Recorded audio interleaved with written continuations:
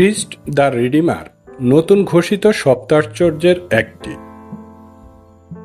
যিশুর এই বিশাল মূর্তিটি রয়েছে ব্রাজিলের দক্ষিণ পূর্ব শহর রিও ডি জেনেরোতে। পাহাড়ের চূড়ায় 2 হাত প্রসারিত করে দাঁড়িয়ে আছেন যিশু। বিশ্বের সবচেয়ে বড় যিশু খ্রিস্টের এই মূর্তিটিকে পৃথিবীর সবচেয়ে বড় আর্ট ডেকো মূর্তিও বলা হয়। মূর্তিটি তার 8 মিটার ভিত্তি ছাড়াই 30 মিটার উঁচু। মূর্তিটি 2 পাশে হাত প্রসারিত করে দাঁড়ানো। তার এই প্রসারিত হাত দুটির মোট দৈর্ঘ্য 28 মিটার বা 92 ফুট। মূর্তিটির সর্বমোট ওজন 635 মেট্রিক টন।